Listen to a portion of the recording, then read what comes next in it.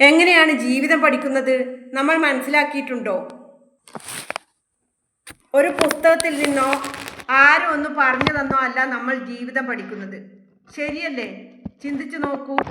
നമുക്ക് എന്തുമാത്രം കഷ്ടപ്പാടുണ്ടോ, ദുരിതങ്ങളുണ്ടോ, ബുദ്ധിമുട്ടുമുണ്ടോ, അത് നമ്മുടെ മനസ്സിലൊരു പാഠമായിട്ട് കിടക്കും. നമുക്ക് രക്ഷപ്പെടണം, നമുക്ക് നന്നാവണം, നമുക്ക് ഈ നിലയിൽ നിന്നാൽ പോരാ എന്ന ചിന്ത ആരുടെ മനസ്സിലുണ്ടാവുന്നോ അവർ രക്ഷപ്പെടും. എന്നാലും പഠിക്കാത്ത കുറേ പേരുണ്ട്. എത്ര കഷ്ടപ്പെട്ടാലും ഇങ്ങനെയൊക്കെ മതി എന്ന് ചിന്തിക്കുന്നവരുണ്ട്.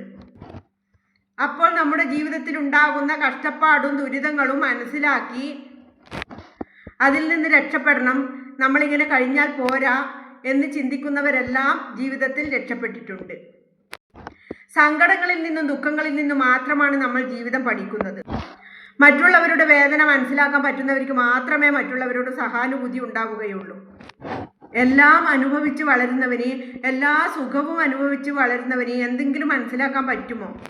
നമ്മളൊന്ന് ചിന്തിച്ചു നോക്കൂ. ജീവിതത്തിൽ എല്ലാം ഉണ്ട്, എല്ലാ സുഖങ്ങളുമുണ്ട്, എല്ലാ സൗകര്യങ്ങളുമുണ്ട്, പണമുണ്ട്, എല്ലാം അനുഭവിച്ചുകൊണ്ട് നിൽക്കുന്ന മറ്റുള്ളവരുടെ വേദനകളോ മറ്റുള്ളവരുടെ ദുഃഖങ്ങളോ പറഞ്ഞാൽ ഒരു കളിയാക്കലായിട്ടേ അവൻ കാണുകയുള്ളൂ.